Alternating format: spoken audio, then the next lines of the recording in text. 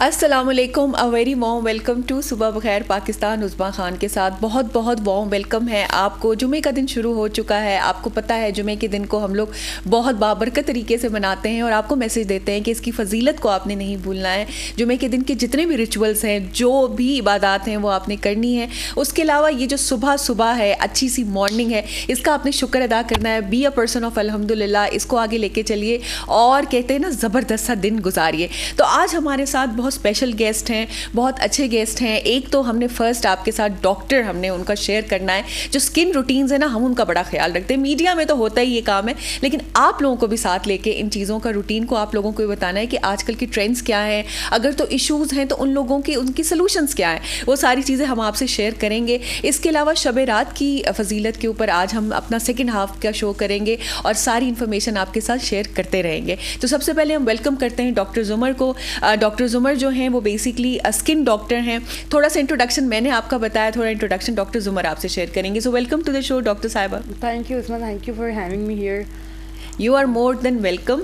اچھا یہ تو بتائیے کہ جیسے آپ اپنے بالوں کا خیال کرتی ہیں، ٹھیک ہے، جس طرح سے آپ وہ کرتی ہیں، اوبویسلی کہتے ہیں نا کہ انسان اپنا بھی خیال کرتا ہے تو اس کا دل کرتا ہے کہ پھر باقی لوگ بھی اس کو دیکھ کے نا بڑی ٹریٹمنٹس پوچھتے ہیں. تو کیا جو آپ کا کلینک ہے، پہلے آپ کے کلینک کی ڈیٹیلس کی بعد میں آئیں گے، لیکن جب آپ کے کلینک پہ آتے ہیں تو لوگ کیا کر کہتے ہیں کہ میڈم ایسے بال بنا دیں، ویسی اسکن بنا دیں کیا، یا ایون ماڈلس کی تصویریں دکھا کے بتاتے ہیں کہ ایسا ہمیں بنا دیں. کیا اس طرح کی بھی چیزیں ہوتی ہیں آپ کے ساتھ؟ ڈیفینیٹلی بہت سارے لوگ ہیں جو کہ یہی ہماری پکچر لے کے آتے ہیں، لائک ہمیں اس سیلیبریٹی جیسے بننا ہے، ہماری جو لائن ایسی بنا دیں، اچھا اسکن لفٹ کر دیں. ہاں اچھا وہ کرتے ہیں، لیکن آبویسلی یہ تب ہوتا ہے نا، کیا کہتے ہوتے ہیں کہ ریالٹی میں تب ہوتا ہے. ہر بندے کا چہرہ مختلف ہوتا ہے، ہر بندے کی اسکن ڈفرینٹ ہوتی ہے، تو ریزلٹس کبھی بھی 100% ویسے نہیں ہوتے. ایسا ہی ہے نا؟ ایسا ہی ہے. اچھا اسی طرح سے ہوتا ہے. لیکن چلے ہم آپ کی ٹریٹمنٹس کے متعلق بعد میں پوچھیں گے. پہلے تو اپنے کلینک کے بارے میں بتائیے اور یہ بھی بتائیے کہ اتنی ینگ ایج میں آپ نے یہ کیا ہے اچیو. آپ کو کیا لگتا تھا کہ آپ یہ والا پروفیشن آپ نے چوز کیوں کیا؟ یہ پروفیشن چوز کرنے کی سب سے بڑی وجہ یہ تھی کہ لائک MBBS کے بعد بہت سارے لوگ پریفر کرتے تھے لائک گائنی میں جانا، گائنیکالوجسٹ. لڑکیوں کا بہت زیادہ یہ ہوتا ہے گائنیکالوجسٹ. ہاں بالکل. بٹ جب میں نے اسٹیٹکس میں اپنی ٹریننگ اسٹارٹ کی اور میں نے اپنے کلینک وغیرہ بنایا تو اسٹیٹکس پہ یہ کہ یہ باہر کے ملک میں تو بہت زیادہ اسکوپ ہے اس کا، لیکن پاکستان میں آپ کو اسٹیٹک کلینکس اور ٹرینڈ ڈاکٹرز بہت کم ملیں گے. ٹھیک ہے. تو I thought why not to pursue this field. ہاں بالکل. اور اس کے اندر بہت ساری چیزیں ہیں، بہت اسپیشلٹی ہے اسٹیٹکس میں. یہ سمپل فیلڈ نہیں ہے، اسے بہت سارے آپ لائک باہر کے جو آپ کو کورسز ہیں وہ کرنے پڑتے ہیں تاکہ آپ اپنے جو پیشنٹ ہے آپ کا، آپ اس کو ایک اچھا رزلٹ دے سکیں. بالکل بالکل. تو جو ہے اس لیے آئی چوز اسٹیٹکس. زبردست. اور یہ بہت اچھی آپ نے ایک چیز کی. اور میں آپ کو بتاؤں کہ باقی جو ہوتا ہے نا سر درد، پیٹ درد، کوئی اور فریکچر، ٹھیک ہے، وہ اندر ہوتا ہے، ٹھیک ہے، تو اب پتہ نہیں چلتا ہے. جو آپ نے کہا نا ڈیفیکلٹ کیوں ہے، ہر چیز سامنے نظر آ رہی ہے. بالوں کا ٹریٹمنٹ ہے سامنے ہے، اسکن کا ٹریٹمنٹ ہے سامنے ہے، اگر کسی بھی چیز کی لفٹنگ ہے وہ سامنے ہے. تو یہ ڈاکٹر تو نا صحیح میں کہتی ہوں نیزے پہ ہوتا ہے. ذرا سا اوپر نیچے چیز ہوتی ہے تو you are liable and they will ask you questions again and again. آپ کو اتنا زیادہ کرنا پڑتا ہے. تو اس لیے میں سمجھتی ہوں کہ یہ ایک ڈیفیکلٹ فیلڈ ہے. تو یہ بتائیے کہ آپ کے کلینکس کہاں پہ آپریٹ کر رہے ہیں؟ ہمارے کلینکس لاہور میں ہیں، سیالکوٹ میں ہے، گجرات میں ہماری اوپننگ ہونے والی ہے. لائک نیکسٹ ویک بہت لوگ پوچھ بھی رہے تھے، تو ہماری نیکسٹ ویک گجرات میں اوپننگ ہے. اور اس کے علاوہ ہمارا گجراوالا میں اور سیالکوٹ میں ہے. گجراوالا سیالکوٹ میں. Very nice. تو سب سے پہلے آپ کا کہاں پہ یہ بنا اور کیا آپ کو اس طرح کا رزلٹ ملا کہ آپ انکریج ہوئی اور آپ نے اتنے سارا پھر کلینکس کھولے؟ سب سے پہلے میں لاہور اور سیالکوٹ میں ایک ساتھ اوپننگ ہوئی تھی ہماری، اور ہماری پہلے DHA فیز 4 میں برانچ تھی، اب ہم شفٹ کی ہے DHA فیز 5 میں اب ہماری برانچ ہے. زبردست. اور سیالکوٹ میں سب سے، کیونکہ میرا ہوم ٹاؤن سیالکوٹ ہے تو میرا سب سے پہلے سیالکوٹ میں ہی تھا، اور بہت اچھا رسپانس ملا ہمیں وہاں سے. اور اس لیے بھی ڈیسائیڈڈ کہ ہمیں اور اس کو اوپن کرنا چاہیے. اور ماشاء اللہ جہاں جہاں ہم نے اوپن کیا وہاں ہمیں بہت اچھا رسپانس ملا ہے. ٹھیک ہے، زبردست. تو آپ کی ٹیم میں کون کون ہیں؟ آپ یوزلی خود کام کرتی ہیں یا آپ کی ٹیم میں اور بھی ڈاکٹرز ہیں؟ کس طرح سے کرتی ہیں؟ ہماری ٹیم میں بہت سارے ڈاکٹرز ہیں، پورا پینل ہے ڈاکٹرز کا، ہر کلینک میں ڈاکٹر اویلیبل ہے، اور میں اپوائنٹمنٹ بیسس پہ کرتی ہوں کام. زبردست. ٹھیک ہے. تو اچھا چلے اب تو ہم اس کی طرف آتے ہیں کہ آج کل ٹرینڈ کیا ہے. ٹھیک ہے، جب آتے ہیں آپ کے پاس تو زیادہ تر لوگ کیا کہتے ہیں کہ ہمیں نا کون سی سروسز چاہیے؟ آج کل ٹرینڈ ہے ینگ دکھنے کا. ٹھیک ہے. اوکے. نارملی جو خواتین ہیں 35-40-45 ایئرس کی بھی دے وانٹ کہ وہ 25 سال کی لگیں. ہاں ہاں, جو کہ ریئلٹی نہیں ہے, اس لیے تھوڑا سا ہاتھ ہلکا رکھیں. ایگزیکٹلی. اور جو ہے آج کل ٹرینڈ ہے لائک پیپل وانٹ کہ ان کی اسکن بہت ینگ یوتھفل لگے, گلو کرے. بالکل. اور اس کے علاوہ گلو کے اپارٹ فرام گلو, ٹھیک ہے, جب ہم وائٹننگ ڈرپس کے لیے لوگ بہت زیادہ جو ہے وائٹننگ انجیکشنز. بالکل جی. اور یہ بہت زیادہ مت بھی ہے, لوگ بولتے ہیں کہ لائک گلوٹاتھیون کچھ لوگوں کو یہ ہوتا ہے کہ کینسرس ہوتی ہیں, جبکہ یہ بالکل بھی کینسرس نہیں ہوتی. اچھا. گلوٹاتھیون پرانے وقتوں میں کینسر کے لوگوں میں استعمال کیے جاتی تھی, اور ان کا ایک ہی سائڈ افیکٹ تھا وائٹننگ, اور اب ہم اس کو ایز این وائٹننگ یوز کرتے ہیں. اور اس میں یہ بڑی ضروری چیز ہے کہ آپ کے اوپر جو گلوٹاتھیون استعمال ہو رہا ہے وہ برانڈ کمپنی کون سی ہے. لائک ہمارے یہاں پہ بہت سارے کلینکس میں پریکٹس ہو رہی ہے, لائک میں سنتی ہوں لوگوں سے کہ جی یہ تو بہت چیپ, فلاں کلینک میں بہت چیپ چل رہی ہے, تو آپ لوگ اتنے مہنگے کیوں ہیں. تو اس کی وجہ یہ کہ ہمارے جو برانڈس ہیں وہ انٹرنیشنل ہیں. زبردست. ان سے آپ کو سائڈ افیکٹ نہیں ہوگا. زبردست. ٹھیک ہے. تو بیسکلی میں بھی اسی چیز پہ ہوں کہ آپ کو اپنے بالوں پہ, اسکن پہ کبھی بھی کمپرومائز نہیں کرنا چاہیے. لوگ سستی چیز کی طرف جاتے ہیں, لیکن آبویسلی وہ کسی وجہ سے چیپ ہے نا, کیونکہ اس کے سائڈ افیکٹس اتنے ہیں کہ کوئی لوگ اس کو اور خریدتے نہیں ہیں. ٹھیک ہے. تو وہ چیپ کر دی گئی ہے تاکہ لوگ کم از کم کچھ تو لوگ لیں. اسی لیے پلیز ان چیزوں کا بہت خیال رکھا کریں. بال, اسکن یہ ایک ایسی چیز ہے, خراب ڈسٹروائے ہو جائے پھر آپ انہیں ڈاکٹر کے پاس دوبارہ بھاگتے ہیں اور زیادہ پیسے دے کے اپنے آپ کو ٹھیک کرا رہے ہوتے ہیں. تو فرسٹ اسٹیپ کے اوپر ہی تھوڑی اچھی چیز لگا لیں تاکہ آپ کے یہ اسٹیپس نہ خراب ہو. تو زیادہ جو آپ کی, جیسے کہ ہم نے بات کی ڈفرینٹ پروسیجرز کی, تو آپ کے جو پروسیجرز ہیں اس میں کوئی نئی آپ نے کیا ایک جدت لائی ہے؟ کون سا نیا پروسیجر ہے جو آپ نے انٹروڈیوس کرا ہے؟ اچھا, اس میں ایسے کہ بہت سارے لوگ جو ہے وہ تھریڈس سے ڈرتے ہیں. ٹھیک ہے, ان کو وہ بہت خوفناک پروسیجر لگتا ہے. ٹھیک ہے. اس کے لیے اور سلمنگ کا بھی لوگوں کا بہت زیادہ ہے کہ ہم سلم ہو جائیں. ٹھیک ہے. اب اور وہ آئی ویز بھی نہیں لگوانا چاہتے. اس کے لیے ہم نے ایک نیو مشین جو ہے وہ لانچ کی ہے اینڈو لفٹ کے نام سے. اینڈو لفٹ یہ ٹرکی سے ہم نے منگوائی ہے, اور یہ ٹرکش ٹیکنالوجی ہے. اور اس میں آپ کی باڈی میں جتنا بھی فیٹ ہے, جو ایریا بھی آپ کو جہاں سے بھی فیٹ ریموو کرانا ہے, یہ مشین جو ہے نا آپ کی ہیلپ کرے گی. اس کے علاوہ اس مشین میں آپ کی اسکن ٹائٹننگ بھی اویلیبل ہے. جو لوگ تھریڈس کی طرف نہیں جانا چاہتے وہ یہ مشین سے اپنے اسکن ٹائٹ کرا سکتے ہیں. Like they can look young, they can look young without the needles and جو لوگوں کا ایک وہ ہوتا ہے, ایک فیئر ہوتا ہے اسپیشلی نیڈلس کا, اس کو آپ نے اوور کم کیا. زبردست. یہ تو بہت ہی زبردست ٹیکنالوجی ہے, اور I think not just for the skin, ہمیں ہمارے باقی جو ہاسپٹل اسٹافز ہیں ان کو بھی ان چیزوں سے سیکھنا چاہیے. اور بہت ساری لیزر ٹیکنالوجیز جو آپ کی آ گئی ہیں اس کو یوز کرنا چاہیے, جو نیڈل لیس ہے اور سب ہے. تو good trend that you have set in this field. اور یہ مجھے بتائیں کہ جیسے کہ ہم لوگ وائٹنگ انجیکشنز کی بات کر رہے تھے, اور suddenly we have to go to this part. تو یہ جو آپ کے انجیکشنز ہوتے ہیں ان کا آپ نے بتایا کہ سائڈ افیکٹ نہیں ہوتا, تو کیا ایک تو یہ کہ ڈیوریشن کن چیزوں پہ ڈپینڈ کرتا ہے؟ ٹھیک ہے. اگر اسپیشلی جیسے آپ کے ایک کلینک میں سروس دی جا رہی ہے, میں اسپیسیفک آپ کی بات کروں, آپ سارے کلینکس کا نہیں بتا سکتی ہیں, وہ ایک الگ الگ پروسیجرس کرتے ہیں, کون سی پروڈکٹ یوز کرتے ہیں. تو اگر آپ کے پاس ہیں تو ایک تو ان کی کیا ڈیوریشنز ہوتی ہیں. ٹھیک ہے. اور میں نے سنا ہے کہ جب وہ لگتا ہے تو وہ کافی سخت ہوتا ہے, اور اس کی وجہ سے نا تھوڑا آپ کو چکر آتے ہیں اور یہ سب ہوتا ہے. کیا یہ افیکٹس تو ہوتے ہی ہوتے ہیں, کہ کیا چیزیں ہیں جن کے لیے ریڈی ہونا چاہیے اس ٹریٹمنٹ کو لینے سے پہلے؟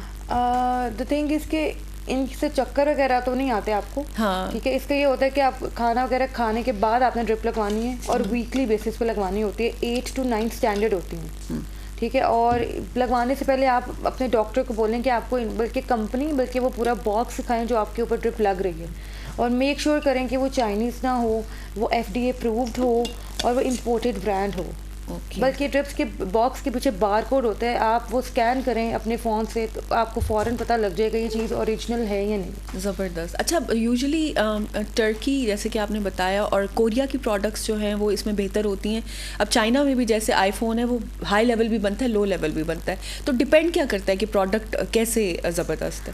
ان کے اندر جو انگریڈینٹس ہیں ان کے اوپر ڈپینڈ کرتا ہے بہت. ٹھیک ہے. اور اس کے علاوہ جو چائنا کی ٹرپس ہیں وہ ریلائبل نہیں ہیں, کیونکہ وہ بہت آپ کو ایک تو بہت چیپ تو وہ ہے. ٹھیک ہے. لیکن وہ آپ کے کڈنیز پہ افیکٹ کر سکتی ہیں. ٹھیک ہے. ٹھیک ہے. مے بی وہ آپ کو ریزلٹ دے دیں, لیکن وہ فائزہ بیوٹی کریم کی طرح وہ اسٹیرائڈز والا سین ہوگا. اوکے, بالکل بالکل. اچھا, فائزہ بیوٹی کریم سے یاد آیا کہ یہ تو آپ نے بہت اچھی اگزامپل دی تو فائزہ بیوٹی کریم کی جو جس کی وجہ سے لوگ لگاتے ہیں, ناٹ جسٹ فائزہ, ٹھیک ہے, اس طرح کی جتنی بھی اسٹیرائڈ والی پروڈکٹس ہیں, ٹھیک ہے, یہ اسٹیرائڈ والی پروڈکٹس جب یہ لگاتے ہیں, ٹھیک ہے, اور اس سے اسکن ڈیفینیٹلی خراب ہوتی ہے, اس وقت تو ٹیمپریری بہت خوبصورت افیکٹ آتا ہے, ٹھیک ہے, خراب ہوتا ہے. یہ آئی ایم شیور کہ آپ کے پاس اس کے بگڑے ہوئے بہت کیسز آتے ہوں گے, تو ان کریموں کے خرابیوں کے جو کیسز آپ کے پاس آتے ہیں ان کو آپ لوگ کیسے ہینڈل کرتے ہیں؟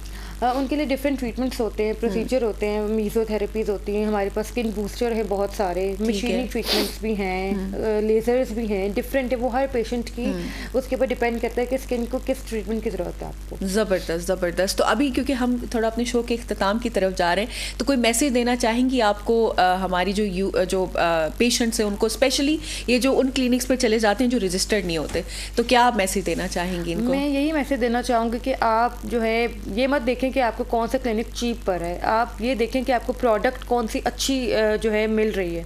پروڈکٹ کے اوپر کبھی کمپرومائز نہ کریں, تھوڑے زیادہ پیسے لگا لیں, بار بار لگانے سے اچھا ایک ہی دفعہ اچھی طرح لگا لیں اور اچھا رزلٹ ملے جو کہ آپ کے لیے کوئی سائیڈ افیکٹس نہ ہوں, آپ کی اسکن کو خراب نہ کریں. بالکل بالکل, کیونکہ اسکن اور بال جو ہیں وہ ان کا کوئی نیم البدل نہیں ہے, ان کا کوئی وہ نہیں ہے, تو ان کو خراب نہیں کیجیے گا. Thank you very much doctor Zamar, آپ کے ساتھ ایک بڑی افیکٹو اور ایک بڑا ہی کہتے ہیں نا کہ آپ نے ڈیپ انفارمیشن دی پروڈکٹس کی بھی اور صحیح پروڈکٹس کی بھی جو استعمال کرنی چاہیے اور یہ نہیں. تو آپ نے ڈاکٹر زمر کو, آپ ان کو انسٹاگرام کے اوپر سرچ کر سکتے ہیں, فیس بک پہ آپ کے کیا کس نام سے ہے؟ ڈیزائر اسٹیٹک کے نام سے ہمارا پیج ہے, ڈیزائر اسٹیٹک کلینک. اور اس کے علاوہ اسٹیٹک از فار اے اور ای؟ AES, ٹھیک ہے. تو ڈیزائر اسٹیٹک کے نام سے آپ ضرور جائیے, اور اگر آپ نے کوئی چیز لینی ہے تو اس چیز کو آپ لوگوں نے اتھینٹیکیٹڈ طریقے سے ان سے آپ کنسلٹ بھی کر سکتے ہیں, کرنا ہے. تو thank you very much doctor Zamar. اور یہاں پہ ہم لیتے ہیں بریک, کیونکہ ہم نے لینی ہے نیوز بریک. نیوز بریک میں آپ کو بہت ساری خبریں سنانی ہوتی ہیں نا, اندرونی اور بیرونی, وہ بھی تو خبریں دیکھنی ہے, تو اس لیے جلدی سے لیتے ہیں news break. After the news break ہم نئے گیسٹ کے ساتھ آپ کو ملائیں گے. So see you after a short break.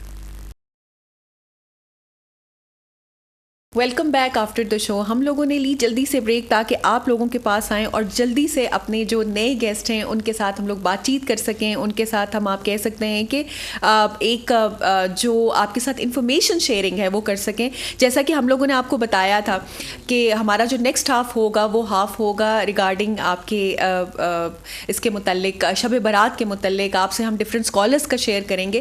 تو ہم لوگوں نے اس یہاں پر جو آپ کے ساتھ ابھی شیئر کرنے والے ہیں ہمارے جو نئے گیسٹ ہیں, ان کا نام ہے جو کہ معروف مذہبی اسکالر ہیں, ان کا نام ہے علامہ محمد احمد تبسم, جو کہ چیئرمین افکار صوفیہ پاکستان ہے. تو انہی سے ان کا انٹروڈکشن لیتے ہیں. سو ویلکم ٹو دا شو علامہ صاحب. شکریہ. جی, کچھ اپنے بارے میں بتائیے کہ آپ سب سے پہلے کہ آپ جو جیسے علامہ آپ کے ساتھ ہے, نام لگا ہے, اس تک پہنچنے کے لیے کوئی آپ نے جرنی کی ہوگی, تو اسٹارٹ سے لے کے اینڈ تک آپ کو تھوڑا سا بتائیں کہ کس طرح سے آپ علامہ بنے. سب سے پہلے تو میں آپ کو یہ جو پروگرام آپ کر رہی ہیں ماشاءاللہ, جی, اور روز نیوز اور آپ کی ایفرٹ سے نئے نئے پروگرام اور لوگوں کو شعور دینے کے لیے, اویئرنیس پہنچانے کے لیے, میں سمجھتا ہوں کہ یہ بہت ہی بڑی اچھی کاوش ہے.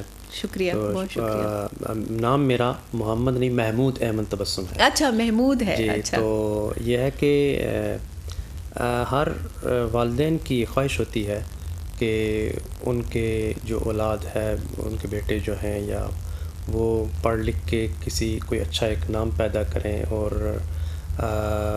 ہمارا سہارا بنے. اور اس حوالے سے چونکہ ڈیفرنٹ سوچ ہوتی ہے لوگوں کی, کوئی ڈاکٹر بناتا ہے, انجینئر بناتا ہے, اور اسی لیے اسی حوالے سے مطلب زندگی کے جو مختلف شعبہ جات ہیں ان کے اندر ہر ایک کی انٹرسٹ ہوتی ہے. چونکہ میں ایک مذہبی گھرانے سے بلانگ کرتا ہوں, تو ہمارے آباء و اجداد کے اندر اللہ کے ولی بھی پیدا ہوئے ہیں, علماء بھی پیدا ہوئے ہیں. تو ان کی خواہش یہ تھی کہ میں پڑھ لکھ کے ایک مذہبی اسکالر بنوں. تو الحمدللہ میں نے اسٹارٹ جو ہے وہ اسلام آباد سے ہی لیا, یہیں پہ آ کے تعلیم میں نے حاصل کی. تو اس میں جو ہماری درس نظامی ہوتی ہے, دورہ حدیث جس کو کہتے ہیں, وہ کیا. پھر اسلامک اسٹڈی کے اندر ماسٹر کیا میں نے. تو بحمد اللہ تعالیٰ کہ جو والدین کا خواب تھا اور جو اللہ تبارک و تعالیٰ کو منظور تھا, تو میں اس سٹیج تک پہنچ گیا. ماشاء اللہ, ماشاء اللہ, بہت ہی زبردست ایک یہ بات ہے. اور بہت اچھا لگا سن کے. یہ بتائیے کہ جو آپ نے یہاں تک اپنی جرنی کی, اکثر گھر والے کہتے ہیں کہ جی ڈاکٹر بن جاؤ, انجینئر بن جاؤ, یہ سب بن جاؤ, اور اسلامک اسٹڈیز کو اور ان چیزوں کو سب سے آخر میں رکھا جاتا ہے, یا پھر جو بچہ نہیں سن رہا ہوتا, ضدی ہوتا ہے, یا اس کو اکثر, جو کہ بہت ہی تکلیف دہ بات بھی ہے, کہ اس کو سزا کے طور پہ کہہ دیتے ہیں کہ جی تمہیں نا ہم نا مدرسے میں ڈال دیں گے, یا ہم تمہیں سکھانے کے لیے بھیج دیں گے. یہ جو کانسیپٹ ہے, جو کہ جب کہ یہ نالج اللہ تعالیٰ نے کہا ہے کہ جو انسانوں میں سب سے اعلیٰ انسان وہ ہے جو کہ قرآن پڑھتا ہے اور سکھاتا ہے, تو اس اعلیٰ ترین کو ہم نے یہ اس میں لو میں کیسے کنسیڈر کر لیا, اور اس طرح سے کیسے کنسیڈر کر لیا کہ یہ اتنا نالجبل نہیں ہے؟ اصل میں نا یہ بات ماحول کے اوپر ہوتی ہے کہ ہم کس چیز کو زیادہ امپورٹنس دے رہے ہوتے ہیں. جی. اب یہاں پہ چونکہ ہمارے پاکستان کے اندر چونکہ اگر دیکھا جائے تو چونکہ ہم نے چونکہ مغربی تعلیم سے اور کلچر سے متاثر ہو کر کے تو نام کے مسلمان رہ گئے ہم, ہمارے اندر وہ تڑپ نہیں رہی ہے, وہ جذبہ نہیں رہا ہے. اگر قرون اولیٰ کے سابقہ صوفیاء کو دیکھیں آپ, اور تصوف کے اندر جو نامی گرامی لوگ ہیں ان کو دیکھیں آپ, جو اہل علم ہیں ان کو دیکھیں آپ, تو وہ کبھی بھی دنیا کی تعلیم کو کبھی بھی ترجیح نہیں دیتے تھے. جی. وہ قرآن کی تعلیم کو ترجیح دیتے تھے. آج سے تقریباً آپ یوں کہہ لیں اگر 50 سال پہلے کی بات کریں جی. تو پاکستان کے اندر بھی جو ہمارا کلچر تھا, یعنی صبح سویرے دیہاتوں سے کو اگر دیکھیں تو وہاں پہ جو خواتین ہیں, جو بزرگ ہیں, وہ صبح سویرے اٹھتے تھے, مال مویشی کو بھی دیکھتے تھے, لیکن اس سے پہلے وہ قرآن کی تلاوت کرتے تھے, تہجد پڑھتے تھے, نمازیں پڑھتے تھے. جی. تو ظاہر ہے جو جیسا ماحول ہوگا ویسا ہی آگے گھرانہ پروان چڑھتا ہے. ایسے ہی. تو الحمدللہ ہمارے گھرانے کے اندر چونکہ اس طرح کا تو کوئی بھی ایسی سوچ کسی کی نہیں تھی, چونکہ سارے کے سارے وہ چاہتے تھے, چونکہ اسلام کے اوپر, دین کے اوپر چلنے والے لوگ تھے, تو اس لیے ہمیں کوئی اس طرح کا چیلنج نہیں ہوا ہے. تو دوسرا یہ کہ جس طرح آپ نے یہ فرمایا, تو چونکہ یہ پاکستان کے اندر لوگوں کا رجحان مادیت کی طرف بہت زیادہ ہو گیا ہے. وہ لوگ چاہتے ہیں جی کہ دنیاوی حوالے سے ہم بہت ترقی کر جائیں اور کچھ حاصل کریں, جبکہ دینی حوالے سے بہت یہ فقدان پایا جاتا ہے, ہر گھر کے اندر پایا جاتا ہے. تو اگر ہم بحیثیت مسلمان ہیں تو ہمیں سب سے پہلے اسلام کو, دین کو ترجیح دینی چاہیے. رزق تو اللہ تبارک و تعالیٰ نے ہر انسان کا لکھا ہوا ہے, ایسا ہی ہے, تو وہ اس کو مل کے رہے گا. تو اگر دین کے ساتھ ساتھ آپ چل کے دنیاوی حوالے سے آپ کچھ کرتے ہیں, ایفرٹس کرتے ہیں, تو یقیناً اللہ تبارک و تعالیٰ پھر اس میں آپ کی مدد فرماتا ہے انشاءاللہ. تو کچھ ہم آپ کے جو ہے اسپیشلٹی, جو آپ کا اسکل سیٹ ہے اس میں, نالج میں, اس کی طرف آتے ہیں. وہ ہے صوفیاء کے بارے میں اور ان کے بارے میں. تو یہ تو تھوڑا سا بتائیے کہ اس کے بارے میں جو نالج ہے, یا جو بھی آپ کا سینٹر ہے جہاں پہ آپ کی نالج شیئر کرتے ہیں, وہ کس طرح سے؟ اچھا, اس میں یہ ہے کہ ہم نے یہ جو ادارہ بنایا افکار صوفیہ, یعنی صوفیہ کی فکر کو اجاگر کرنا, ان کی تعلیمات کو اجاگر کرنا. ٹھیک ہے. جو علم ہے وہ اگر دیکھا جائے تو ایک تو دنیاوی علم ہے جس کی بیس پہ آپ دنیا کا ایک نظام چلاتے ہیں. ٹھیک ہے. اور ایک دینی علم ہے کہ جو اللہ تعالیٰ نے آپ کو یعنی قرآن کی صورت کے اندر دیا ہے, حدیث کی صورت کے اندر ملا ہے آپ کو. تو ایک ایسا علم ہے کہ جس کو معرفت کا علم کہتے ہیں, پہچان کا علم کہتے ہیں. اور صوفیاء جو کام کرتے ہیں وہ روح کے اوپر کام کرتے ہیں. بالکل. کہ انسان کی روح کو پاک کیا جائے. بالکل. اور توجہات سے اور روحانیت سے, بالکل, اپنے فیض سے جو ہے وہ اپنے قلوب کی تطہیر کے لیے وہ ایفرٹس کرتے ہیں. بالکل. چونکہ یہ علم میں سمجھتا ہوں کہ سب سے بہترین علم یہی ہے. نبی پاک صلی اللہ علیہ وسلم کو اگر دیکھا جائے تو وہ کئی راتوں کو آقا علیہ السلام قیام کرتے ہیں, رکوع کرتے ہیں, سجود کرتے ہیں, راتوں کو روتے ہیں. بالکل. تو تصوف یہی ہے. پھر صحابہ کرام کا بھی دیکھا جائے تو وہ ان کی بھی کیفیات یہی تھی. بالکل ایسے ہی. تو اس کو لے کر کے پھر آگے جو بزرگان دین ہوئے, جس طرح حضور سیدنا شیخ عبد القادر جیلانی ہیں, بالکل, اور اسی طرح مولانا روم ہیں, حضرت خواجہ معین الدین چشتی اجمیری ہیں, حضرت داتا علی اجمیری ہیں. بالکل. یہ جتنے بزرگان دین ہیں انہوں نے اس کے اوپر کام کیا ہے. اور میں سمجھتا ہوں کہ کوئی بھی شخص جب تک اس کی روح مطمئن نہیں ہے, سکون کبھی نہیں پا سکتا. بالکل. اس اللہ تبارک و تعالیٰ نے بھی ارشاد فرمایا کہ الا بذکر اللہ تطمئن القلوب, ایسا ہی یعنی اللہ کا ذکر کرنے سے دلوں کو سکون ملتا ہے. سوری جی. تو یہ جو ہمارا ڈپریشن ہے, اور یہ نمبر 1 اس کا ریزن یہی تو ہے, یہی ہے, یعنی اس سے دوری ہے, دین سے دوری ہے, روحانیت سے دوری ہے. بالکل. اگر تصوف کے اوپر, روحانیت کے اوپر میں سمجھتا ہوں کہ لوگ آج چلنا شروع ہو جائیں تو یہ ڈپریشن ختم ہو سکتا ہے. ایسا ہی ہے, چونکہ سکون اللہ کے ذکر میں ہے, اور صوفیاء نے یہی آپ کو پیغام پہنچایا ہے کہ ہر طرف سے کٹ کے خدا کا ذکر کرو. وہ یہ نہیں کہتے ہمارا ذکر کرو, وہ یہی کہتے ہیں اللہ کا ذکر کرو, رسول اللہ صلی اللہ علیہ وسلم کا ذکر کرو, ان پر درود پڑھو. بے شک. تو اس حوالے سے اس ساری چیزوں کو دیکھتے ہوئے ہم نے یہ افکار صوفیہ کی ایک جو ادارہ ہے اس کی داغ بیل ڈالی. اس میں میرے ساتھ اور بھی بہت سارے اسکالرس وغیرہ بھی ہیں. تو ہمارا مقصد یہی تھا کہ ہم نے صوفیہ کی تعلیمات کو اجاگر کرنا ہے. اگر آپ دیکھیں تو پاکستان کے اندر جو مختلف یعنی ہر صوبے کے اندر ایک بہت بڑا صوفی بزرگ کہ جس نے اپنی زبان کے اندر قرآن اور حدیث کا ترجمہ کیا. یعنی اگر ہم سندھ کی بات کریں تو شاہ عبد اللطیف پیٹائی ہیں. بالکل. پنجاب کی بات کریں تو حضرت سلطان العارفین سلطان باہو ہیں. بالکل. اسی طریقے سے کشمیر کی بات کریں تو میاں محمد بخش رومی کشمیر ہیں. بالکل. بات پیغام سب نے ایک ہی دیا ہے. ایسا ہی ہے. وہ پیغام کیا ہے؟ پیغام دیا انہوں نے محبت کا, انہوں نے امن کا پیغام دیا, انسانیت کا پیغام دیا. بالکل. اور اس میں آپ کو بات کروں کہ حضرت خواجہ جو معین الدین چشتی اجمیری ہیں, انہوں نے کتنی جو ہے خدمات سر انجام دی ہندوستان کے اندر, کہ جب وہ وہاں پہ ان کی ڈیوٹی لگی تو وہ انہوں نے اللہ کا ذکر کر کے لوگوں کو اپنی طرف مائل کیا اور اسلام کی جو پیغام پہنچایا. تو 90 لاکھ ہندو جو ہے وہ کلمہ پڑھ کے مسلمان ہوئے. اب جو لوگ کہتے ہیں کہ اسلام جو ہے وہ تلوار کے زور پہ پھیلا, کبھی اسلام تلوار کے زور پہ نہیں پھیلا. ایسا ہی ہے. اسلام جو ہے وہ محبت اور اخلاق کے ذریعے پھیلا ہے. ایسا ہی ہے. تو ہم نے وہ ادارہ قائم کیا اور اس کا مقصد یہی تھا.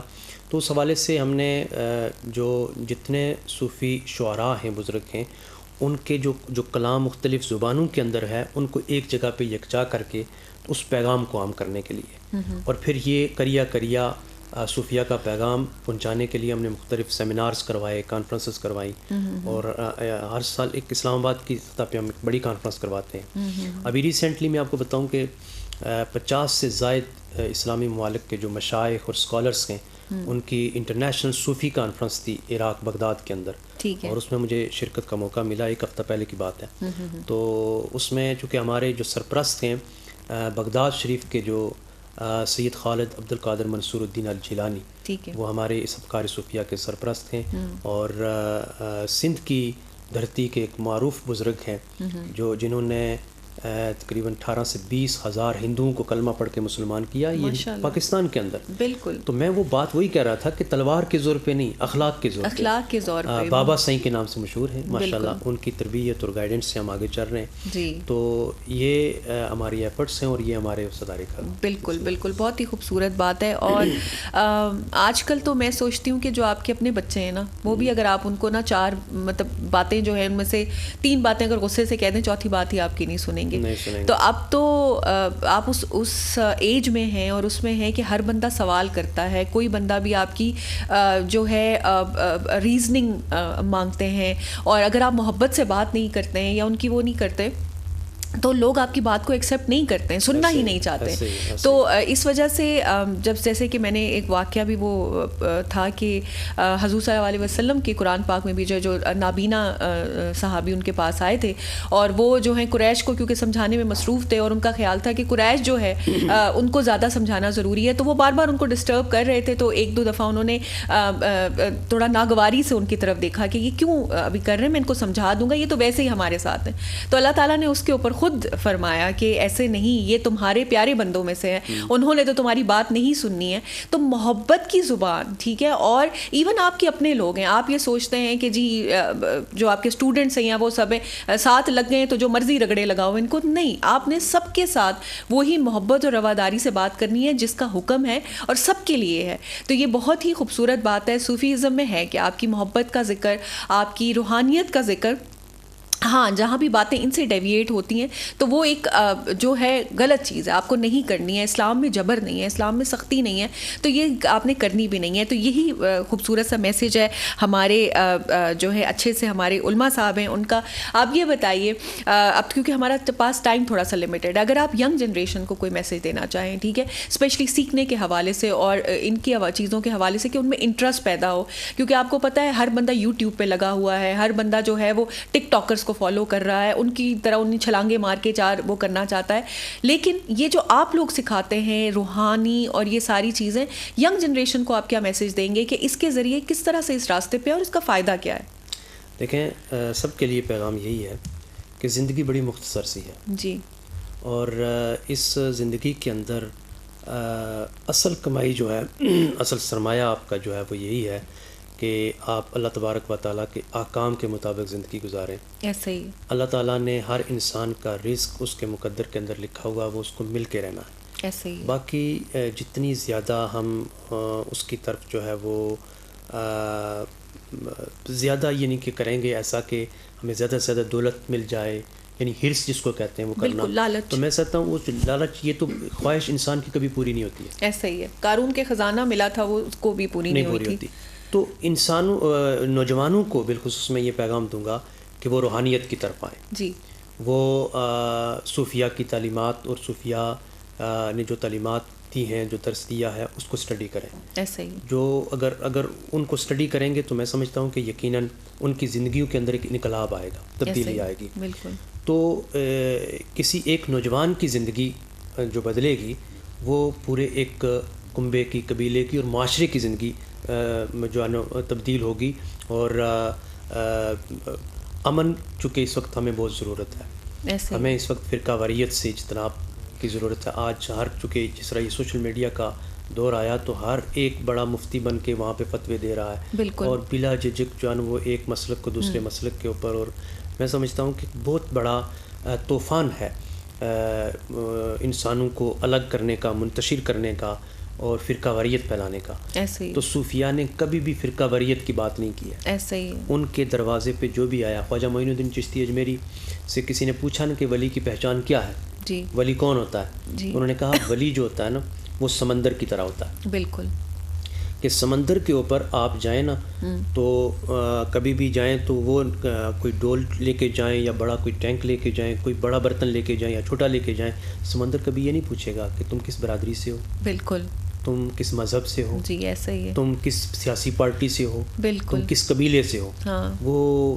مسلسل اور برابر دے گا اس کو. بالکل. پھر آپ نے فرمایا کہ ولی جو ہے وہ سورج کی مانند ہونا چاہیے, بالکل, کہ سورج اپنی روشنی ہر ایک مقام پر جو ہے وہ برابر دیتا ہے. تو یہ تو کسی کو پوچھتے ہی نہیں ہے. جی, یعنی آج اگر دیکھا جائے تو وہ تو کہتے ہیں جو بھی انسان آیا ہے, ہاں, جو بھی انسان آیا ہے صوفیاء کے پاس آیا ہے تو انہوں نے ہر ایک کو نوازا ہے. ایسا ہی ہے, کیونکہ انہیں کچھ لالچ نہیں ہوتی ہے. بالکل, وہ اللہ کے دین کی خدمت کرتے ہیں, وہ تقسیم وہ کر رہے ہوتے ہیں جو اللہ تبارک و تعالیٰ نے ان کو خزانہ عطا کیا ہوتا ہے. تو میں یہ سمجھتا ہوں کہ صوفیاء کی تعلیمات کی طرف نوجوانوں کو رجوع کرنا چاہیے.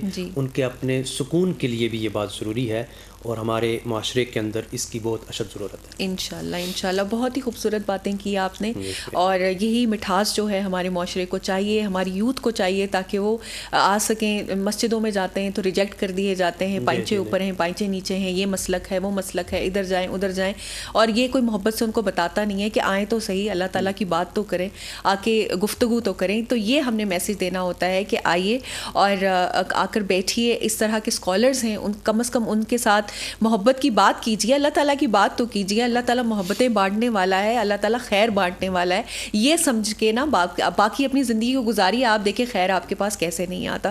تو یہاں ہم اجازت لیتے ہیں محمود صاحب سے, علامہ محمود صاحب سے. اس دفعہ میں نے پوری کوشش کی کہ آپ کا وہ کریں, لیکن اتنا خوبصورت نام ہے نا محمد, آپ کا تو احمد خیر ہے ہی, تو وہ ہم کہتے ہیں کہ جی سب کے ساتھ وہ کر دیا جائے. تو محمود صاحب سے, علامہ محمود صاحب سے ہم اجازت لیتے ہیں. بہت ہی خوبصورت باتیں کی انہوں نے, انشاءاللہ آپ کو شو پہ مدعو کرتے رہیں گے, آپ کی باتوں سے مستفید ہوتے رہیں گے. تو یہاں لیتے ہیں چھوٹا سا بریک کے بعد واپس آئیں گے, اپنے نئے گیسٹ کے ساتھ شب برات کی فضیلت پہ بات کریں گے. تو stay with us. Welcome back after the break. ہم نے لی چھوٹی سی بریک تاکہ جلدی سے واپس آئیں اور آپ کو اپنے دوسرے اسکالرس کے ساتھ ملوائیں, ان کے ساتھ بات چیت کرائیں, کیونکہ شب برات آئے ہے اور رمضان آتا جا رہا ہے. آپ کو پتہ ہے شب برات کا مطلب ہے کہ 15 دن بعد انشاءاللہ رمضان میں ہم داخل ہو جائیں گے. تو اس کے لیے ہم نے اسپیشل آج گیسٹ بلائے ہیں, ہمارے ساتھ ہیں ان لوگوں کے, تو علامہ صبور صاحب ہیں, اس کے ساتھ ہمارے اسپیشل نعت خوان ہیں. ان کا انٹروڈکشن ہم لوگ تھوڑا سا لیتے ہیں اور اس کے بعد سے شب برات کی فضیلت پہ بات کرتے ہیں. تو ویلکم ٹو دا شو. صبور صاحب تھوڑا سا اپنا فل نیم بتائیے پلیز. بہت شکریہ آپ کا, آپ نے پروگرام کے اندر مدعو کیا. میرا نام عبدالصبور فہیم نقشبندی ہے جی, اور میں آزاد کشمیر سے بلانگ کرتا ہوں. ماشاء اللہ جی اچھا ٹھیک ہے, زبردست. تو نعت خوان صاحب آپ بھی تھوڑا سا اگر اپنے بارے میں بتائیے گا.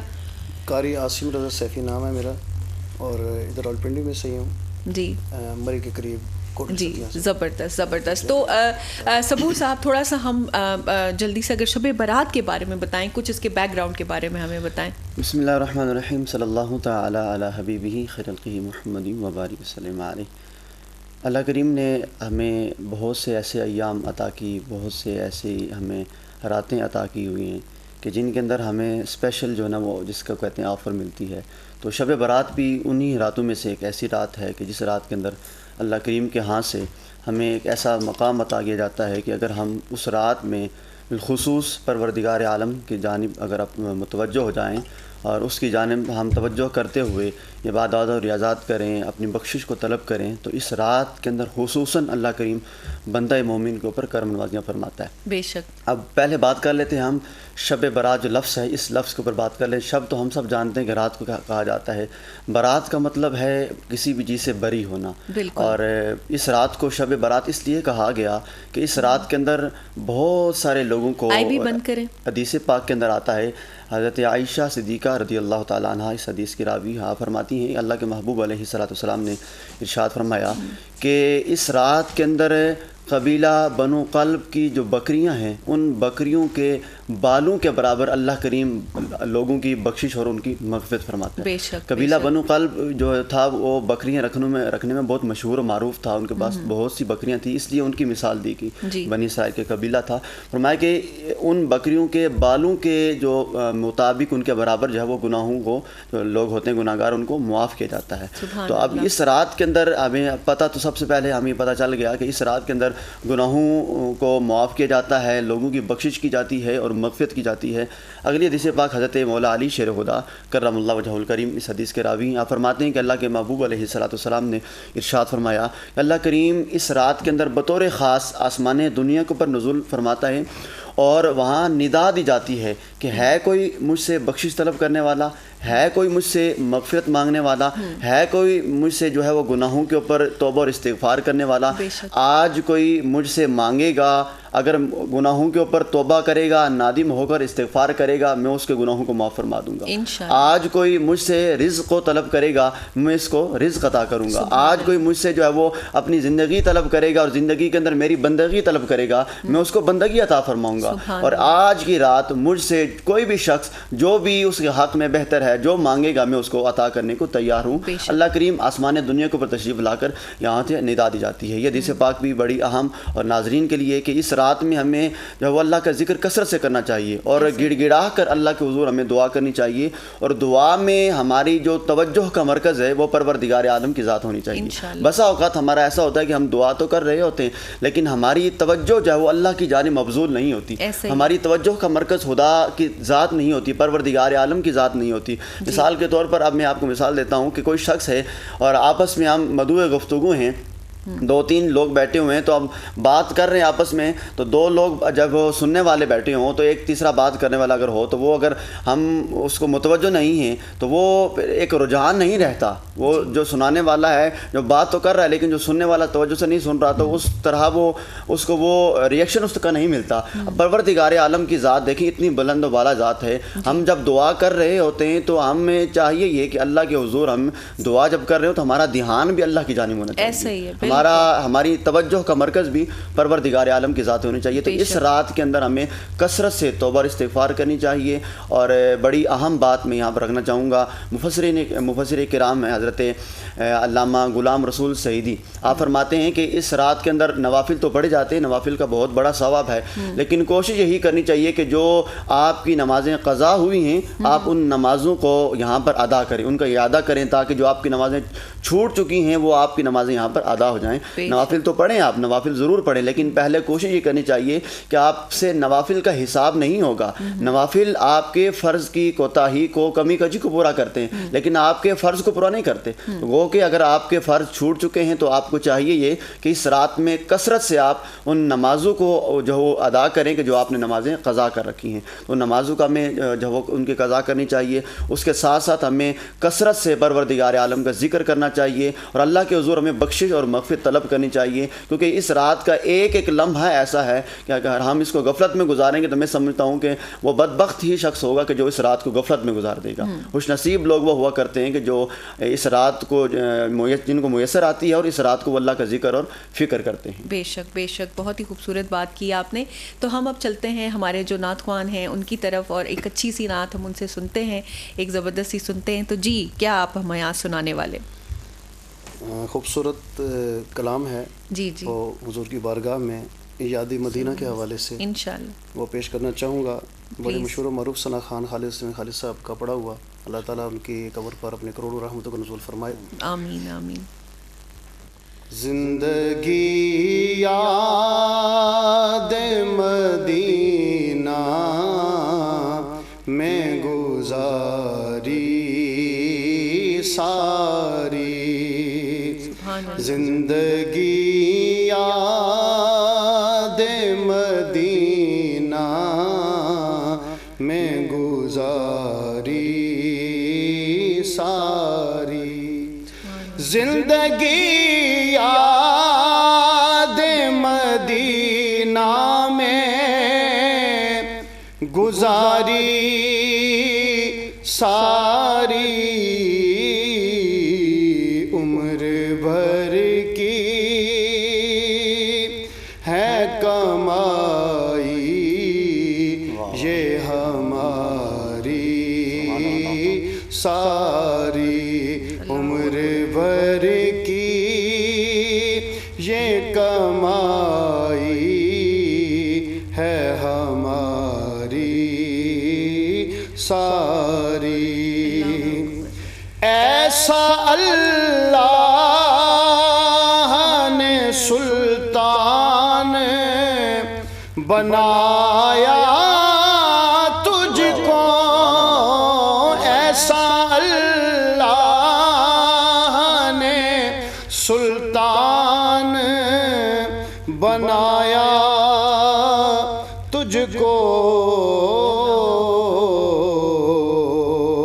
رب کی مخلوق ہوئی تیری بھکاری ساری, اور دیکھ کر خلد بری دل نے کہا یہ فوراً, دیکھ کر خلد بری دل نے کہا یہ فوراً, کس نے تصویر یہ جنت کی اتاری ساری, کس نے تصویر مدینے کی اتاری ساری, تم بنا دو گے قیامت میں تو بن جائے گی, تم بنا دو گے قیامت میں تو بن جائے گی, ورنہ بگڑی ہوئی باتیں ہیں ہماری ساری، ورنہ بگڑی ہوئی باتیں ہیں ہماری ساری۔ ہوں گے دنیا میں کئی اور سخی بھی ساجد، ہوں گے دنیا میں کئی اور سخی بھی ساجد، ان کے در تک، ان کے در تک ہے فقط دوڑ ہماری ساری، زندگی یاد مدینہ میں گزاری ساری۔ سبحان اللہ، بہت ہی ایک تو خوبصورت نعت تھی، لیکن آپ نے بھی بہت پیارے طریقے سے اور بڑی محبت سے آپ نے پیش کی۔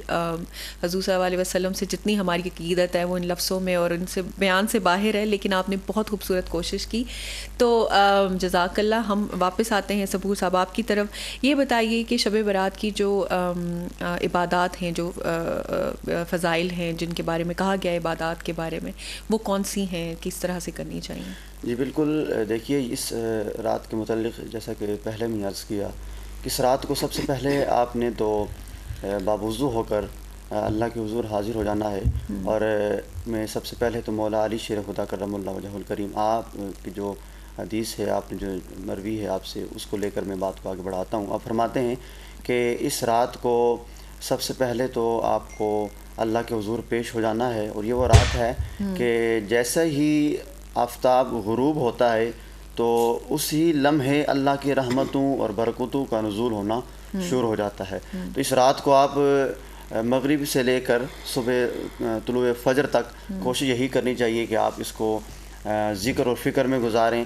سب سے پہلے تو آپ جو ہے وہ نماز کا اہتمام کریں، اس کے ساتھ توبہ اور استغفار کا اہتمام کریں۔ جیسے پہلے عرض کیا کہ آپ اس نماز رات کے اندر جو آپ کے فرائض ہیں، جو آپ کی نمازیں قضا ہو چکی ہیں، ان نمازوں کو ادا کریں، اور اس کے ساتھ ساتھ حضرت عائشہ صدیقہ رضی اللہ تعالیٰ عنہ اس حدیث کے راوی یہاں فرماتی ہیں کہ حضور نبی رحمت کو میں نے دیکھا کہ شب برات کی رات آپ اپنے بستر پر تشریف فرما نہیں ہیں، تو میں نے جب ڈھونڈا تلاش کیا تو دیکھا آپ جنت البقیع کے اندر موجود تھے، تو قبرستان کے اندر موجود تھے۔ تو وہ کہ اب دیکھا جائے تو آپ نے جیسے پوچھا کہ اس رات کے اندر کیا کیا کرنا چاہیے، تو حضور نبی رحمت کی اس حدیث پاک سے یہ ثابت ہے کہ اس رات کے اندر قبرستان میں جا کر دعائے مغفرت کرنا اور ان کے لیے احصال ثواب کرنا حضور کی سنت ہے۔ تو اس رات کے اندر ہمیں بھی حضور کی سنت کو اپنانے کے لیے ہمیں قبرستان جا کر اپنے مرحومین کے لیے بخشش کی دعا کرنی چاہیے، اور اس کے ساتھ ساتھ نوافل کی کثرت کریں۔ اور جیسے میں نے پہلے عرض کیا کہ اللہ تبارک و تعالیٰ کی طرف سے ندا دی جاتی ہے اور وہاں سے آواز دی جاتی ہے کہ وہ کو بخشش طلب کرنے والا ہے تو وہ آ کر مانگے، تو اللہ کے حضور آپ مانگیں، آپ اللہ سے جو مانگیں گے اللہ وہ آپ کو عطا کرے گا۔ ہمارا المیہ یہ ہے کہ میں سمجھتا ہوں کہ یہ ہماری المیہ، اور اس کو غلطی میں اپنی کہوں گا اور سب احباب اس سے اتفاق کریں گے کہ ہم لوگ اللہ کے حضور اللہ سے مانگتے بہت کم ہیں۔ حالانکہ دنیا کا اصول یہ ہے کہ دنیا والوں سے مانگا جائے تو وہ ناراض ہوتے ہیں، اللہ سے نہ مانگا جائے تو اللہ ناراض ہوتا ہے۔ ہم لوگ کیا کرتے ہیں کہ ہم اللہ سے مانگتے ہی نہیں، ہم دنیا کے وسائل کے اوپر جب وہ کاربند رہتے ہیں، ہم سمجھتے ہیں کہ دنیا کے وسائل ہی کام کریں گے، دنیا کے وسائل ہی جو ہے وہ ہماری مشکلات کو حل کریں گے، دنیا والے ہی ہمارے مسائل کو حل کریں گے۔ حالانکہ اصل میں ایسا نہیں ہوتا، اصل میں اور حقیقی معنوں میں مسائل کو حل کرنے والی ذات اللہ کی ہوتی ہے۔ تو ہم اللہ کے حضور گڑ گڑاتے نہیں، دعا نہیں کرتے، ہماری دعا میں عاجزی نہیں ہوتی، ہماری دعا میں جو وہ اللہ کے حضور جھکاؤ نہیں ہوتا۔ جب تک ہم اللہ کے حضور جھک کر دعا نہیں کریں گے، دیکھیں نا بچہ جب تک روئے نا، وہ کہا بڑا ایک معروف ایک محاورہ ہے کہ جب تک بچہ روئے نا تو ماں بھی دودھ نہیں پلاتی۔ تو جب آپ اللہ کے حضور مانگیں گے نہیں، اللہ سے آپ جب وہ کچھ طلب نہیں کریں گے، اللہ کے حضور آپ دعا کریں گے نہیں، تو پھر آپ کیسے کہہ سکتے ہیں کہ میں یہ بھی چیز لینا چاہتا ہوں؟ جب تک آپ اللہ کے حضور عاجزی کے ساتھ دعا نہیں کرتے اور کثرت کے ساتھ دعا نہیں کرتے، تب تک آپ کو ادا نہیں کیا جاتا. بالکل. اور جیسے کہ فرمایا جاتا ہے کہ جوتے کا تسمہ بھی مانگو, صلی اللہ علیہ وسلم نے کہا, تو اللہ تعالیٰ کہتے ہیں کہ مجھ سے مانگو. کہ اس تک کی مثال دی کہ کسی چیز کو حقیر نہ جانو اور کسی چیز کو بہت زیادہ بڑا نہ جانو, کیونکہ اللہ کے جو ہے اللہ کی حکمت سے یا اللہ تعالیٰ کی طاقت سے کوئی چیز بھی بڑی نہیں ہے. اور یہ رات تو ہے ہی مانگنے کے لیے, گناہوں سے معافی کے لیے. اور یہ بات ضروری ہے. میں صبور صاحب بہت اچھی آپ نے بات کی, لیکن ایک اور چیز بھی میں آپ کے ساتھ یہ ایڈ کرنا چاہوں گی کہ اللہ تعالیٰ سے مانگنے سے پہلے اپنے گناہوں کی معافی مانگیں. پہلے ہر چیز, کہتے ہیں نا کہ ہر چیز کی ایک سٹیج ہوتی ہے, پہلے آپ اپنے آپ کو صاف کریں, کلینز کریں اللہ کے آگے. گناہوں کے گناہیں پلٹے کھائے جا رہے ہیں, اس پہ کوئی شرمندگی نہیں ہے آپ کو, اور فوراً جا کے اللہ کے سامنے مانگنے گڑ گڑانے شروع کر دیں. تو یہ تو آپ کسی دوست کے پاس بھی جائیں, آپ نے اس کے ساتھ غلط کیا ہو اور جاتے ہی آپ اس کو ہاتھ ملا کے کہیں ذرا میرا دوبارہ کام تو یہ کرنا, تو وہ بھی آپ کی طرف دیکھے گا کہ تمہیں کوئی احساس نہیں ہے کہ تم میرے ساتھ کیا کر چکے ہو. ٹھیک ہے, تو اللہ تعالیٰ کے ساتھ آپ گناہ پہ گناہ کیے جائیں, اللہ کی نافرمانی کیے جائیں. دعا کا طریقہ بھی حضور صلی اللہ علیہ وسلم نے یہ سکھایا کہ سب سے پہلے درود شریف پڑھیں. قرآن کہہ رہا ہے کہ ربنا اغفر لی, اے اللہ سب سے پہلے میری بخشش فرما. سب سے پہلے اپنی بخشش مانگتا ہے بندہ اپنے گناہوں پہ نادم ہو کر. میں نے وہ عرض کیا نا کہ نادم ہوں گے تو تب آپ کا کام بنے گا. نادم ہوں گے, دل سے احساس تو ہو کہ اللہ یہ نہیں کہتے کہ اچھا میرے پاس آؤ مت, تم نے کتنے تم نافرمان انسان ہو. اللہ کہتا ہے مان کے آؤ کہ میں نافرمان ہوں اور معافی مانگو, پھر میں تمہیں بخشوں گا. اور یہ لوگ کرتے نہیں ہیں, جاتے یا اللہ مجھے یہ دے یہ دے یہ دے, اللہ حافظ, ٹھیک ہے, یہ کر دیتے. یہ کیا طریقہ؟ آپ جائیں, جیسے آپ بڑوں کے پاس محبت سے ملتے ہیں, ان کا خیال کرتے ہیں, ان کا پوچھتے ہیں, آپ وہاں محبت دکھاتے ہیں, تو کیا اللہ تعالیٰ آپ کی محبت کے اتنے بھی حقدار نہیں ہیں؟ ایک جملہ میں ایڈ کروں گا. جی پلیز ضرور بتائیں. دعا ہر انسان جو بھی کرتا ہے یقیناً اللہ تعالیٰ دلوں کے حال سے واقف ہے. ایسا ہی ہے. لیکن ایک جملہ میں چاہتا ہوں کہ جو میں نے سنا ہے کہ یہ جملہ اللہ کی بارگاہ میں پیش کرنا چاہیے کہ یا اللہ وہ گناہ جو تیرے اور میرے درمیان دعا جو میں تیری بارگاہ میں کر رہا ہوں اس میں جو چیز مانے ہے وہ گناہ جو اس کو قبولیت کی طرف نہیں جانے دے رہے, میرے ایسے بڑے گناہ, ان گناہوں کی مجھے بخشش عطا فرما. اس کے بعد جب بندہ بخشش کے لیے طلب کرتا ہے تو پھر اللہ تعالیٰ عطا فرماتا ہے. پھر دوسرا قرآن پاک میں حضور نے ارشاد نبی دو عالم سے فرمایا کہ اللہ پاک فرماتا ہے کہ جب تم کوئی گناہ کر بیٹھو تو میرے محبوب کے در پہ آؤ. ایسا ہی ہے. جب میرے محبوب کے در پہ آؤ گے, وہاں آ کے جب تم توبہ کرو گے, حضور کی بارگاہ میں پہنچ کے توبہ کرو گے, اب اس مقام کے مطابق تمہیں عطا کیا جائے گا. پھر نبی تمہارے لیے توبہ کریں, تمہاری معافی کے لیے توبہ فرمائیں گے, تو پھر اللہ تعالیٰ تو ان کی سفارش پہ تمہیں وہ کریں گے.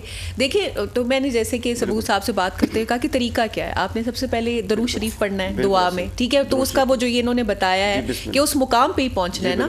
آپ نے درود شریف پڑھا, پھر آپ نے دعا شروع کی. سب سے پہلے آپ نے اللہ تعالیٰ سے اپنے گناہوں کی معافی مانگی جو آپ سے ناکردہ ہوئے ہیں اور جو ہونے والے ہیں, ٹھیک ہے, آپ سب کی معافیاں مانگیں. اس کے بعد سے اللہ تعالیٰ کی تعریف کریں, ٹھیک ہے. یہ ہوتا ہے مانگنے کا طریقہ. آپ جب ویسے بھی کسی سے 4 پیسے مانگنے جاتے ہیں تو آپ اس کو دروازہ کھول کے تھک کر کے اندر جا کے کہتے ہیں 4 پیسے نکال, ٹھیک ہے. یہ آپ انسانوں کے ساتھ نہیں کر سکتے کیونکہ وہ آپ کو قبول نہیں کرتے. تو اللہ تعالیٰ کی تو ہستی ہے نا, ایک طریقہ ہے. اصول ہے, ایک بیکاری جب آپ کی چوکھٹ پر آتا ہے تو خوب منتیں کرتا ہے آپ کی. اس کا آپ نے کبھی انداز دیکھا ہے کہ وہ آپ کو پہلے سب سے پہلے آپ کے بچوں کی دعائیں دیتا ہے. ہاں, آپ بیوٹیفل ہیں, کتنی خوبصورت ہیں آپ, اب اللہ آپ کی جوڑیاں سلامت رکھے. اس کے بعد سے پھر پیسہ آتا ہے, کی دعائیں دیتا ہے, تو ایسا ہی ہے. بندہ نہ بھی دینا چاہے پھر بھی نکال کے دے دیتا ہے, ہائے میری تعریف ہو گئی, ٹھیک ہے. کس کو پسند نہیں ہے؟ تو اللہ تعالیٰ نے تو بنایا ہی ہمیں تعریف کے لیے. اللہ علی کل شیء قدیر ہے, وہ ہر شے پہ قادر ہے, قادر مطلق ہے. تو اس کے حضور جب آپ گڑ گڑا کے دعا کریں گے اور اپنے آپ کو, جو میں سمجھتا ہوں کہ عاجزی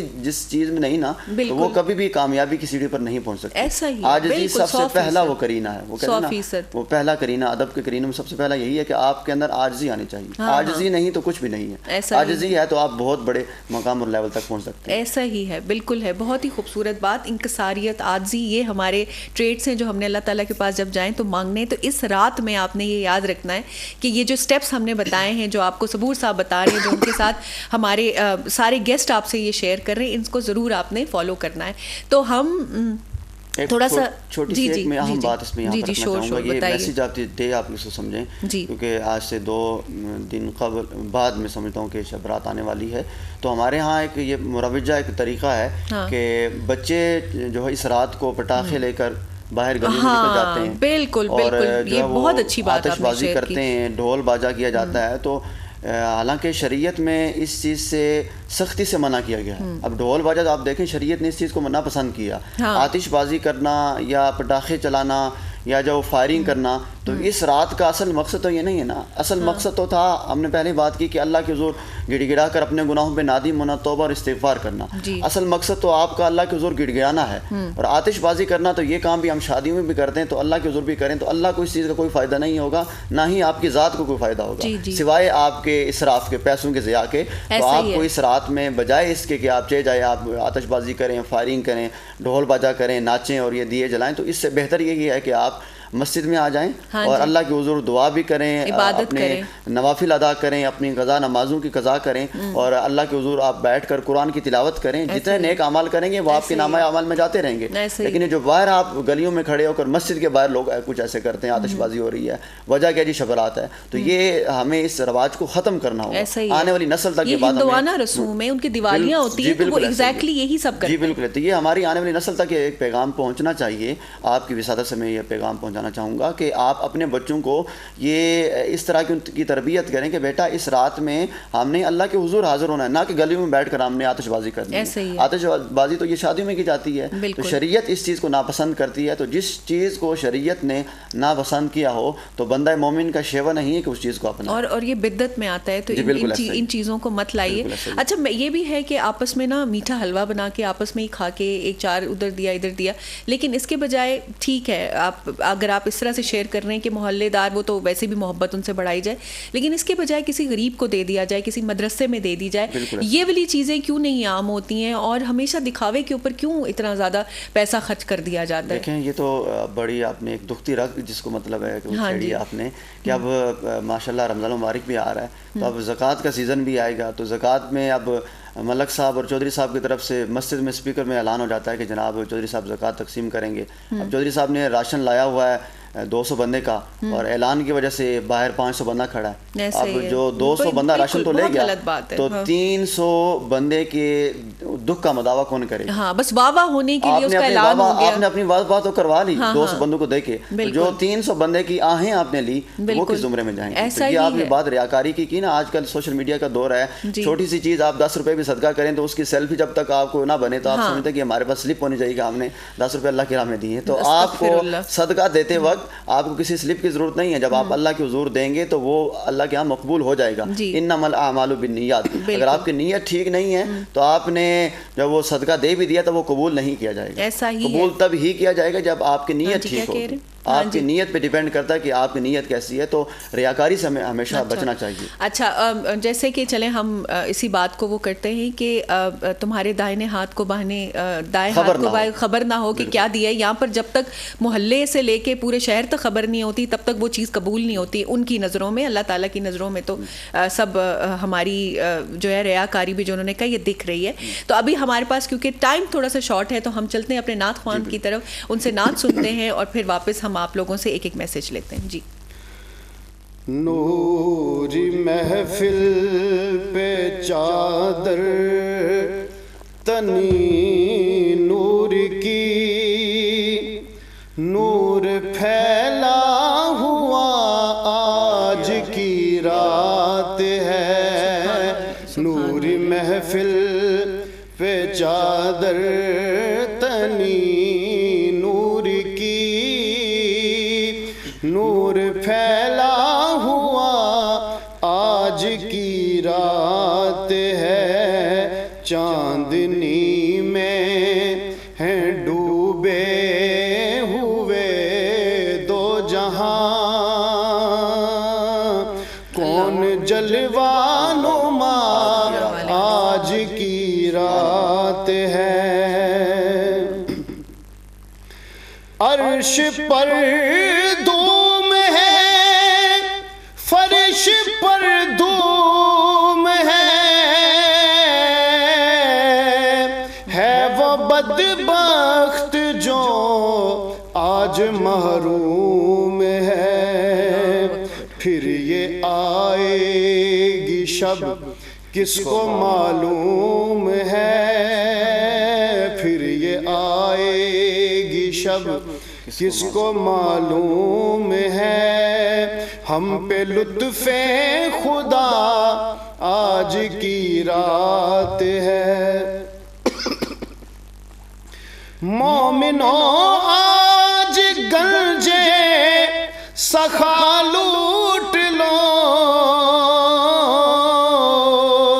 اے مریضوں تم آ کے شفا لوٹ لو. بہت ہی خوبصورت, بہت ہی اچھی بات کی. ہم اس کو کرتے ہیں کنٹینیو. بصیر صاحب تھوڑا سا آپ جانے سے پہلے میسیج دیں اس حوالے سے ہم اس کو کنٹینیو کرتے ہیں آپ کے ساتھ.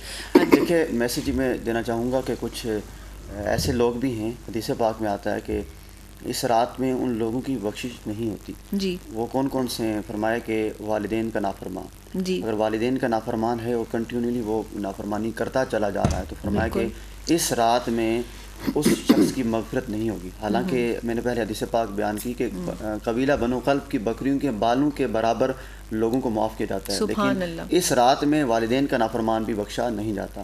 جو شراب نوشی کرتا ہے وہ بھی نہیں بخشا جاتا. چغل خور جو شخص ہے اس رات میں شرک بھی کرنے والا بھی ہے, میں بیان کر رہا ہوں, شرک کرنے والا بھی ہے, وہ بھی اس رات کو اس کی بخشش نہیں کی جائے گی. چغل خور کی بخشش نہیں کی جائے گی. جو شراب نوشی کرتا ہے اس کی بخشش نہیں کی جائے گی. تو جو اپنے جو آزار بند جس کو کہتے ہیں اپنے ٹخنوں سے نیچے رکھتا ہے اپنی شلوار کو تکبر و غرور کی وجہ سے, اس شخص کی بھی بخشش نہیں کی جائے گی. خلاصہ کلام یہ ہے کہ جو لوگ اس رات میں بخشے نہیں جاتے ان لوگوں کو چاہیے اگر ہم اس چیز میں ان میں سے کسی بھی چیز میں مبتلا ہیں تو ہمیں توبہ نصوح کرنی چاہیے. توبہ نصوح کا مطلب یہ ہے کہ آپ کی وہ توبہ ہو کہ آپ نے اس گناہ کے بارے میں دوبارہ سوچے نہ, کبھی آپ نے گناہوں کو ایسے چھوڑا ہو کبھی اس کے بارے میں سوچے نہ. توبہ نصوح کریں گے تو آپ کی بخشش اس رات میں بھی انشاءاللہ ہو جائے گی. ہاں جی, بہت شکریہ, بہت ہی خوبصورت میسیج دیا. نعت خوان صاحب آپ کا بہت خوبصورت, آپ نے نعت پڑھی, سما باندھا. آپ کی طبیعت بہت خراب تھی, آپ ہاسپٹل سے سیدھا ہمارے پاس آئے, ہم اس کا بہت آپ سے شکریہ ادا کرتے ہیں. اللہ تعالیٰ آپ کو صحت دے, اللہ تعالیٰ آپ کو اس کا اجر دے جس کے لیے آپ ہمارے پاس آئے ہیں. بہت بہت شکریہ. اور یہاں ہم آپ سے لیتے ہیں اجازت. انشاءاللہ کل ایک نئے پروگرام ایک نئے ٹاپک کے ساتھ حاضر ہوں گے. عظمیٰ خان کو صبح بخیر پاکستان سے اجازت دیجیے. اللہ حافظ.